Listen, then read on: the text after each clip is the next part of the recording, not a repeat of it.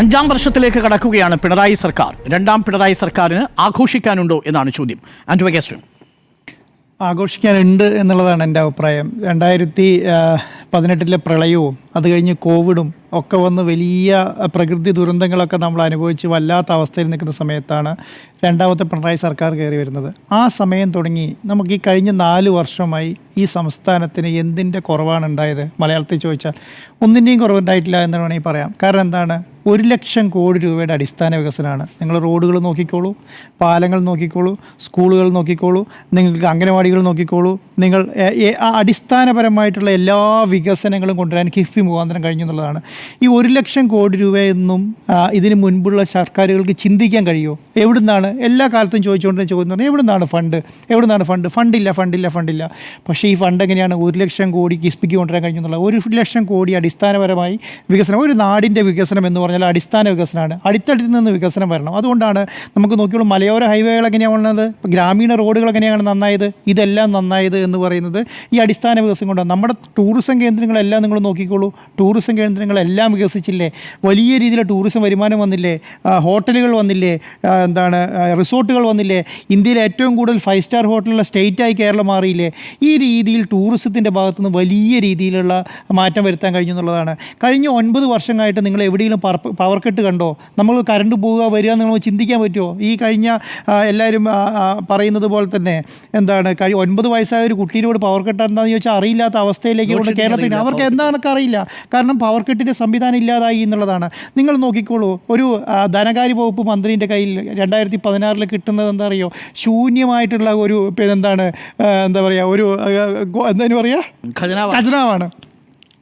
ആ ശൂന്യമായ ഖജനാവിൽ നിങ്ങൾ പറയുന്നത് പോലെ ഇപ്പോഴാണെങ്കിൽ നിങ്ങൾ 600 രൂപ പെൻഷൻ കൊടുത്ത് 1600 രൂപ പെൻഷൻ കൊടുത്തിട്ട് സർക്കാർ കൊണ്ടുനടക്കുന്നില്ലേ? നിങ്ങൾ ഈ പറഞ്ഞ സംവിധാനങ്ങളെല്ലാം നല്ല രീതിയിൽ കൊണ്ടുവന്നില്ലേ? ലൈഫ് മിഷൻ വീട്. അത് മാത്രമല്ല, നിങ്ങൾ എവിടെയെങ്കിലും അടുത്ത കാലത്ത് ഏതെങ്കിലും ഒരു പട്ടിണി മരണം ഈ നാട്ടിൽ കേട്ടോ? ഒരു സ്ഥലത്ത് നിങ്ങൾ കേട്ടോ? അല്ലെങ്കിൽ നിങ്ങൾ ഈ പറഞ്ഞ പോലെ ഏതെങ്കിലും പ്രശ്നങ്ങൾ നിങ്ങൾ കണ്ടോ? ദാരിദ്ര്യത്തേക്ക് താഴെയുള്ള ആരെങ്കിലും ഒരു വാർത്ത നിങ്ങൾ ഏതെങ്കിലും പത്രത്തിൽ വായിക്കുന്നുണ്ടോ? ഒന്നും നടന്നിട്ടില്ല എന്നുള്ളത് മാത്രമല്ല, കാസർഗോഡ് തുടങ്ങി തിരുവനന്തപുരം വരെ ഒറ്റ സിറ്റിയായി ഈ സംസ്ഥാനം മാറി. എങ്ങനെയാണ്? നിങ്ങൾ റോഡിൻ്റെ 2 സൈഡിലും നോക്കിക്കോളൂ, വലിയ രീതിയിലുള്ള ട്രേഡിങ് നടക്കുന്നു. 30,000 കോടി ഉണ്ടായിരുന്ന എക്സ്പോർട്ട് 90,000 കോടിയിലേക്ക് മാറി ഒരു വർഷം. 90,000 കോടിയാണ് കേരളത്തിൻ്റെ എക്സ്പോർട്ട് വരുമാനം എന്ന് പറയുന്നത് ഇപ്പോൾ. അപ്പോൾ ഇത്രയും അധികം. അതുപോലെ തനത് വരുമാനം മാറിയില്ലേ? ടാക്സിൻ്റെ പിരിവ്, GSTയിൽ ഏറ്റവും കൂടുതൽ സൗത്ത് ഇന്ത്യയിൽ പിരിക്കുന്ന സംസ്ഥാനങ്ങളിൽ ഒന്നായിട്ട് കേരളം മാറിയില്ലേ? അങ്ങനെ വലിയ രീതിയിലുള്ള മാറ്റം നമുക്ക് കണ്ടിട്ടുണ്ട്. പഞ്ചായത്ത് കാര്യത്തിൻ്റെ മന്ത്രി നോക്കിക്കോളൂ, പഞ്ചായത്ത് കാര്യം നോക്കിക്കോളൂ. കേരളത്തിലെ പഞ്ചായത്ത് മുഴുവൻ ഡിജിറ്റൈസ് ചെയ്തില്ലേ?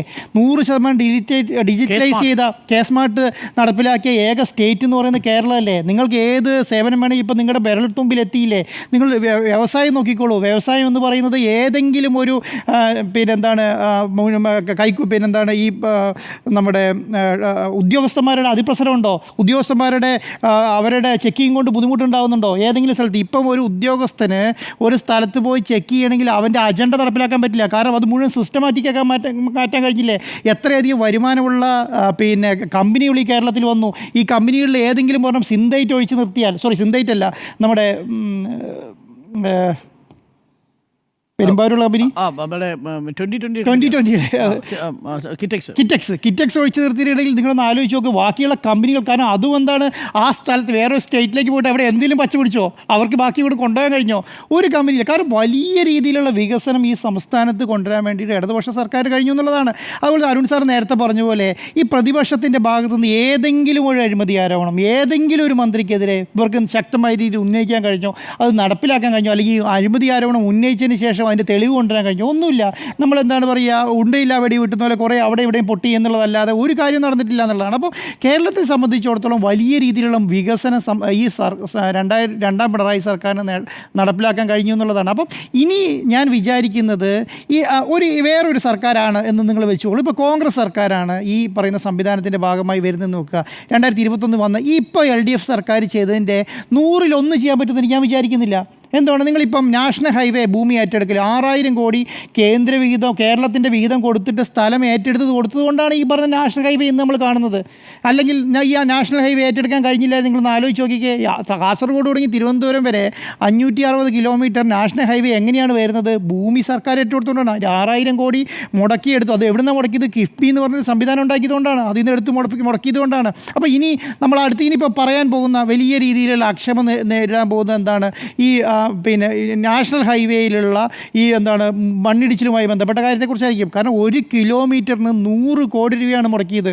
എന്തിനാണ് 1 കിലോമീറ്ററിന് 100 കോടി രൂപ കേന്ദ്ര സർക്കാർ കൊടുത്തത്? അതിന് കാരണം എന്ന് പറയുന്നത് ഈ കേരളത്തിലെ ഭൂപ്രകൃതിക്ക് അനുസൃതമായി ഈ പറയുന്ന ഹൈവേ പണിയാൻ വേണ്ടിയിട്ടാണ്. അത് പണീൻ്റെ ഉത്തരവാദിത്വം കേന്ദ്ര സർക്കാരിൻ്റെയാണ്. അത് പണീൻ്റെ ഉത്തരവാദിത്വം നാഷണൽ ഹൈവേ അതോറിറ്റിൻ്റെയാണ്. അത് കേരള സർക്കാരിൻ്റെ അല്ല.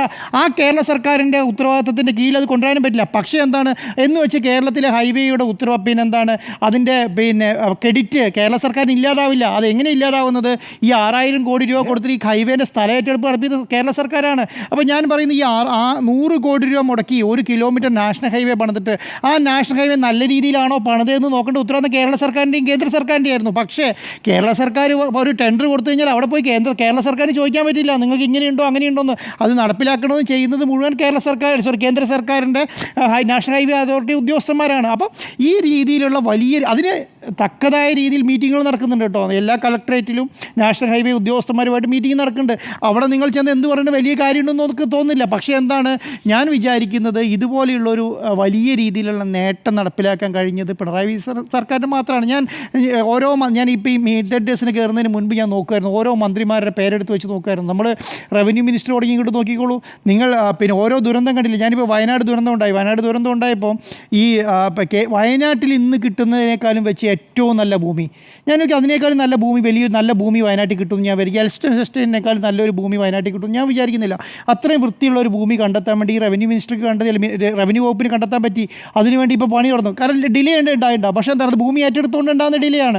ഭൂമി ഏറ്റെടുക്കാൻ നേരത്തെ പണിയാൻ പറ്റും. പക്ഷേ അത്രയും നല്ലൊരു ഭൂമി ഏറ്റെടുക്കാൻ കാണിച്ചൊരു ഇതുണ്ടല്ലോ, അത് തന്നെ വലിയ കാര്യമാണ്. അപ്പോൾ നിങ്ങൾ ഓരോ മിനിസ്റ്റർമാരെ എടുത്ത് നോക്കിക്കോളൂ, നിങ്ങൾ ധനവകുപ്പ് എടുത്ത് നോക്കിക്കോളൂ, നിങ്ങൾ റോഷി അഗസ്റ്റൻ ഇറിഗേഷൻ എടുത്ത് നോക്കിക്കോളൂ, ഓരോ മിനിസ്റ്റർമാരുടെ എടുത്ത് നോക്കിയിട്ട് ഓരോ രാജേഷ് മിനിസ്റ്റർ എടുത്ത് നോക്കിക്കോളൂ. അല്ല, കഴിഞ്ഞ പ്രാവശ്യമൊക്കെ നിങ്ങൾ ഈ എക്സൈസ് വകുപ്പിൻ്റെ അഴിമതിയുടെ കൂമ്പാരല്ല. 2016 മുൻപ് ബാർക്കോഴ എന്ന് പറയുന്ന ഒരു വലിയ അഴിമതിയുണ്ട്. കഴിഞ്ഞ 9 വർഷമായിട്ട് എക്സൈസ് വകുപ്പിൽ നിങ്ങൾ ഏതെങ്കിലും ഒരു അഴിമതി കണ്ടോ?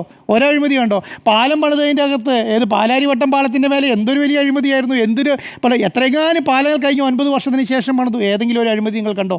അപ്പം ഈ പറയുന്ന സംവിധാനങ്ങളെ ഒന്നും ഇല്ലാതെ ഈ ഒരു സർക്കാരിനെ കൊണ്ടു നടക്കാൻ പിണറായി വിജയൻ സർക്കാരിന് കഴിഞ്ഞു എന്നുള്ളതാണ് വലിയ ക്രെഡിറ്റ്. അങ്ങനെ 9 വർഷം ഒരു സർക്കാർ ഇതിനെ കൊണ്ടു നടന്നാൽ അത് ആഘോഷിക്കേണ്ട എന്നുള്ള അഭിപ്രായമൊന്നും എനിക്കില്ല. നല്ല രീതിയിൽ ആഘോഷിക്കണം എന്നുള്ളതാണ്. അപ്പോൾ ആഘോഷിക്കാനുള്ള എല്ലാം ഉണ്ട്.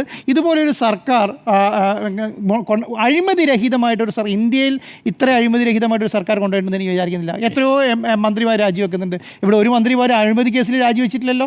വലിയ രീതിയിൽ അഴിമതി ആരോപണം നേരിട്ട് ഒരു മന്ത്രി ഈ പറഞ്ഞ മന്ത്രിസഭയിൽ ഇല്ല എന്നുള്ളതാണ്. അപ്പോൾ ആഘോഷിക്കാൻ വകയുണ്ട് എന്നുള്ളതാണ് എൻ്റെ അഭിപ്രായം.